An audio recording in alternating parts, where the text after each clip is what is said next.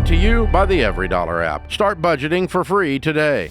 Hi, good afternoon, guys. Thanks for taking my call. I just want to give a little background of what I'm asking about. I'm dating my boyfriend just under 2 years, and we have definitely talked about the future together.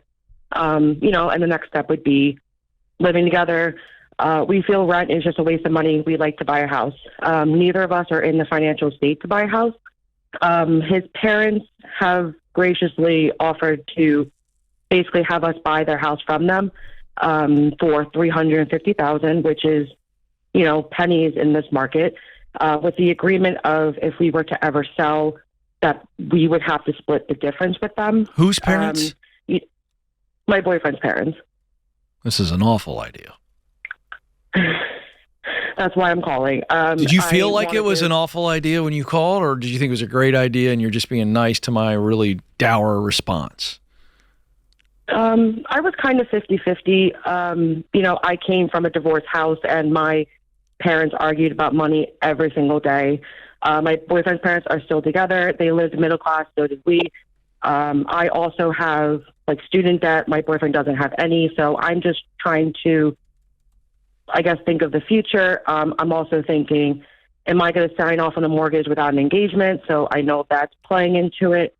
Those are all legit questions. George can That's go your through gut the telling litany. you, red flag, red flag, red flag, don't do this. It's not the opportunity you think it is. And also, you splitting the difference with them, what happens if you stay in this for 10 or 20 years and this house becomes worth $1 million and you just gave away $300,000?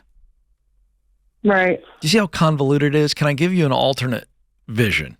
Can I do that, Allison? Yeah, I'm all ears. I'm willing. Yeah. Here's the alternate vision.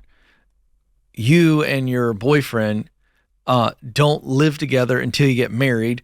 And when you get married, you join finances, and maybe you attack a lot of that debt before you ever put a ring on it, and you get debt free, and you guys rent for 2 years or whatever it's going to take, 3 years to get a good down payment. George will walk you through that formula of what we recommend. But we just take our time, and we're not thinking things like, oh, what a waste of time, us actually being married and not owning a home, and just have this alternate vision for, hey, we can take our time and move into this and not be saddled with, a really weird, clunky arrangement. And George, explain our formula on all of this. Well, what you're looking for is 25% of your take-home pay going toward the mortgage, and that's with two married people. And there's a lot of issues with doing this before you're married. There's a lot of issues doing this with his parents involved and them having a financial gain in this. It just gets real messy. What happens when you guys, or if you guys, break up? And now not only are you, hey, I'm on the mortgage, he stopped paying, but now the parents are involved with the sale of the house. And they don't like me because I dumped their boy. It's just a mess. And I hope that doesn't happen. I hope you guys stay together forever. But the next logical step is not, let's live together and buy a house even though we're broke. The next logical step is, how do we get out of debt? How can we take steps toward marriage? And then once we're in a good financial position, we buy a house. But right now, what's clouding your judgment is this, quote, deal that you're getting on this house. It's not that. I'm going to be 32 soon, and he's going to be 36 in a month. So we're kind of thinking, we want to get married, we want to start a family, start a life together. Great. The market right now is do it. But you don't have to buy this house. This has nothing to do with the market. And let me tell you what happens, because I know these stories. You guys move in together to this new house, and for 4 more years, you talk about getting married.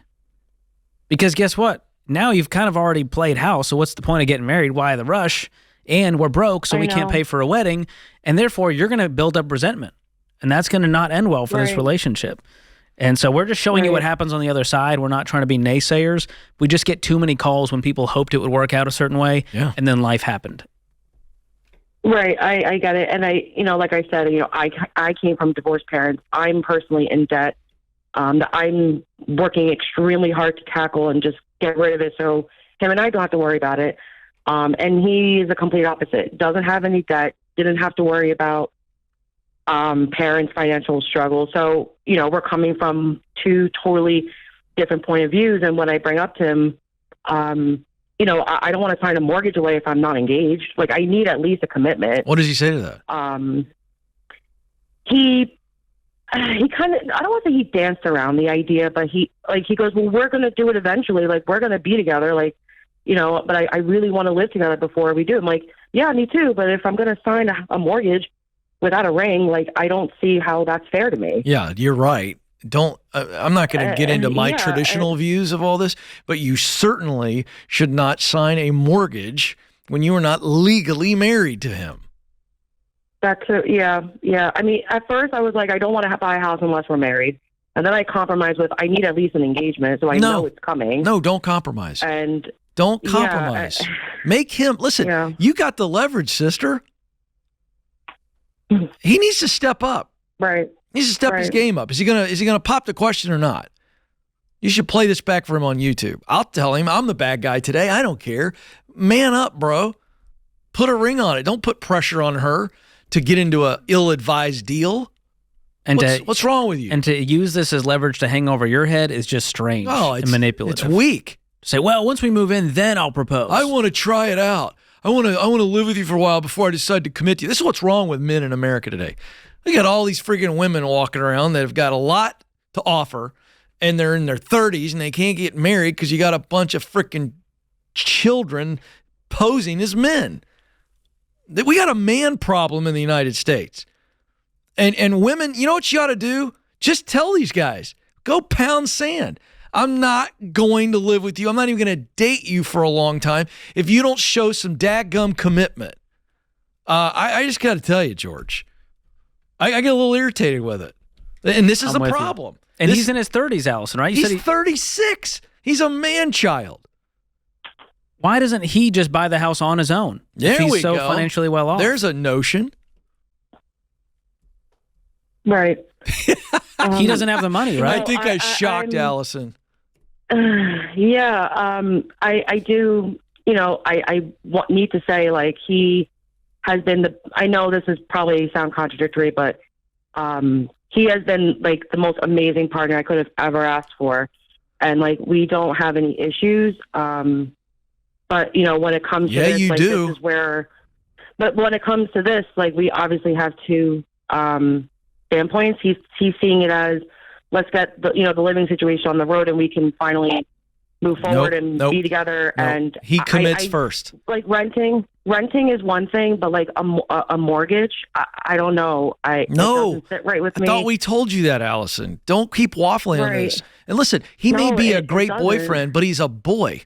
And until he starts acting like a man, I'm going to tell you something. I wouldn't do any of this with him. I wouldn't move in with him either. And if that means you're renting, don't look at that as throwing away money on rent. You're buying patience. If you have to get 2 or 3 roommates until this is all figured out and you guys are married, I'm okay with that. That's how I did it before I was married, and it worked out great. And it really helps you avoid so many issues that can come up when you jump into this next step, which is the biggest financial move you will ever make in your life, is buying this house. And doing it with someone you're not married to is a recipe for disaster. All right. I got to ask you.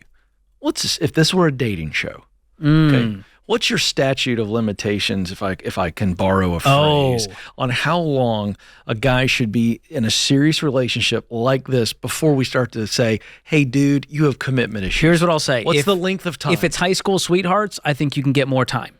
If you're in your 30s, I give it 2 to 3 years max. Oh, that's way too long. 2 to 3 years max. I think a year.